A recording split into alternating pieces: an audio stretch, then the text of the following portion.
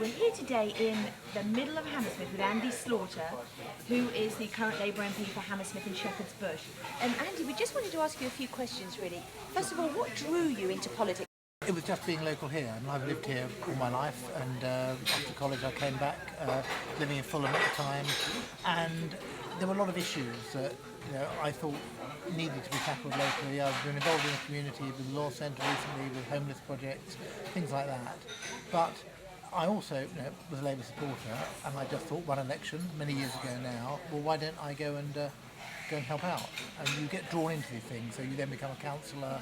I never expected to be an MP, but the opportunity came up 5 years ago, and by that time I was really grounded here and thought I could make a difference. Now, over the last few years, particularly since Labour have been in government, they've done a fantastic jobs with the hospitals and the schools. But we're very concerned in the area about the schooling of young children. How would you say, given the real cross-section of all sorts of backgrounds in Hammersmith, from the private to the public to the church-type school environments, what would you say is critical to this area to create a level playing field when it comes to educational opportunities for young people from all backgrounds? You're absolutely right. There are very many different types of school here, and they range from private schools to church schools to community schools. And it's always been a priority, and I used to run the council here for many years, to try and create that level playing field. Now, I think Labour government's done a lot on that in terms of admission criteria, so you don't get discrimination in admission, so that you have parental interviews or exams or things of that nature, so that all schools have a balanced intake. For example, we've got a £40 million new academy being built here, and originally they wanted to select part of their intake. Well, we persuaded them that was a bad idea, and what they ought to be doing is working with the other community schools in the area to ensure that all children had a good chance. Now, unfortunately, Conservative Council is still using catchment areas to discriminate against children from poorer backgrounds.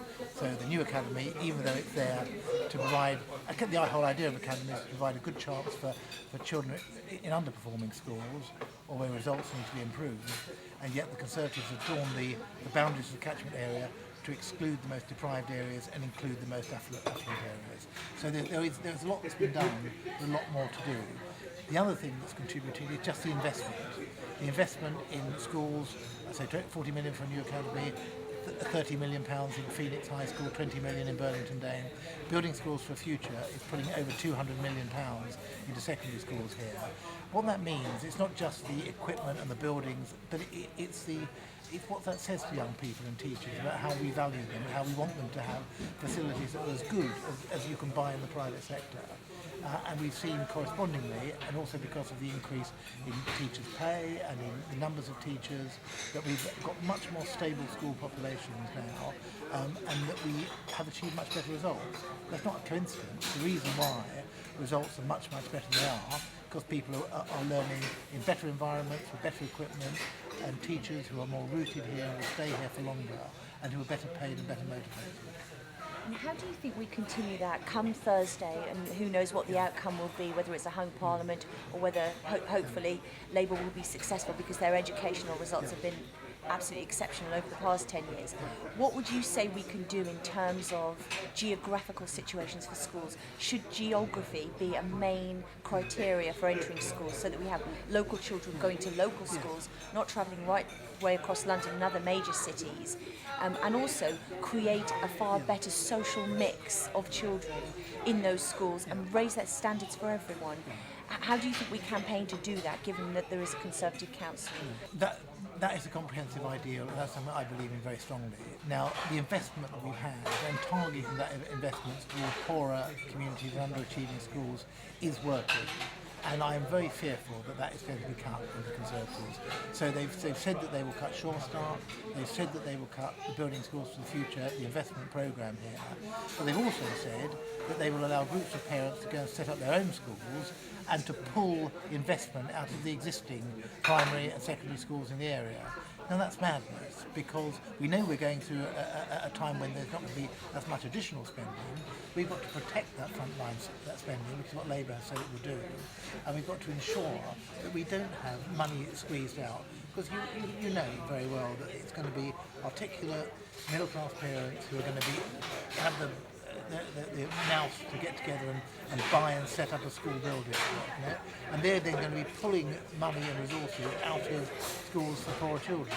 We've got to stop all of that, and that means not electing a Conservative government. But we've also got to ensure that we protect, as Labour said it would, that frontline investment so that results continue to improve and we don't undo the good work that's already been done. How would Labour ensure, and I mean, given that Gordon Brown is doing very well at the moment, but he doesn't seem to have got this message across loudly and clearly, just precisely how successful the government have been in education, in hospitals, but we're focusing on education today. Is it too late, do you think, for him to get that message across in order not to go back to the old Conservative days of 15 years ago where we saw poor investment? How do we keep that momentum going, whether we're in government or out of government? I think there has been a problem at national level for two reasons. One is that elections are always about the future, about what's going to happen. And so if you say to people, look at all the good things that we've done, they'll go, thank you, now tell us what you're going to do next. That combined with a very hostile media at this election, which wants to talk down the achievements and not celebrate them, I think has caused us problems. However, at local level that's not the case. I've been doing school gates every day, and the parents that you talk to there, and teachers, and just members of the community generally, they understand, because they're experiencing every day the new Shore Start, the new nursery schools, the new classrooms, the new teachers, the new investment there, and they understand. They also understand, if they're old enough, and some of them, even the parents aren't old enough now, what it was like if you go back 15, 20 years. You know, holes in school roofs, not enough books, outside toilets. All those things that sound like the Victorian age were true in the 1990s under the Tory government. So we do need to remind people a little bit about what's changed, but we also need to say, well, look around you and see what you've got now in your communities, and we will build on that. The Conservatives will destroy it. In terms of housing, we know that particularly in Hammersmith and Fulham it's quite controversial in terms of the social housing and the build and the land and the selling off of social housing. Critically, that is important to young families growing up, to have a good environment which then impacts when they go to school. Housing is the number one issue locally, firstly because prices are so expensive to rent and buy in the private sector that a much bigger group of the community, even people on average or above average income, are dependent on social housing here, and there's a squeeze into social housing and there's long waiting lists. Now, the other point is the point you just made. Housing affects every other of people's lives. If you're living in damp, overcrowded conditions, it causes health problems, it means learning suffers, kids don't have places to do their homework. So this is the number one issue I deal with. What are the Conservatives doing? Not only are they not addressing the shortage of housing here, they're actually planning to demolish 3,500 good quality, newly modernised, affordable homes to make money from the sites and build luxury housing. Has the side benefit of them, they think, of getting rid of Labour voters and getting Tory voters in, something that Ken Livingstone came yesterday and did a public meeting with me about. That message has got through to people, and people are very angry about it. What I don't think they understand yet is that what the Conservative government will do if they got in is threaten the whole future of social housing. Not by demolishing it, but by saying we will raise the rents to market levels, which means from going up 3 or 4 times here, and we will remove people's security. So your landlord can get you out at 2 months' notice without any reason given. And if that happens, and that's what they're thinking about in the first instance for new tenants, if that happens, what we're going to end up with is going back to the days of Rackman, when we had slum landlords who could completely dominate their tenants and tenants had no rights. Now that sounds incredible, but that is what the Tories are looking to do. What advice would you give young people? I'd urge them to take advantage of the education they can get because they have more opportunities now than ever before. I'm the governor. In fact, I set up, when I ran the council here, a sixth form college called William Morris that's outstanding. And the reason it's outstanding is it offers something for everyone. If you're struggling, if you have difficulty at school, they'll help you to retake. If you're academically bright, and we have some really bright children, many of whom came here with English as a second language, as refugees or asylum seekers, but are now doing incredibly well from well-motivated families. And they can get a good academic education, but they also offer good vocational education. There is something there if you take the opportunity for it now. If you find you are struggling, if you find that you leave school or college without a job, we now have the Future Jobs Fund, which will put a huge amount of resources into matching young people with jobs and ensuring that they don't spend months or years on the dole as they would have done in the Tory recession. So what I would say to people is, in the end it is down to you. you need to yourself and your family to motivate yourself. Our job is to provide you with the means to do that, to give that quality of opportunity to people, and that is happening.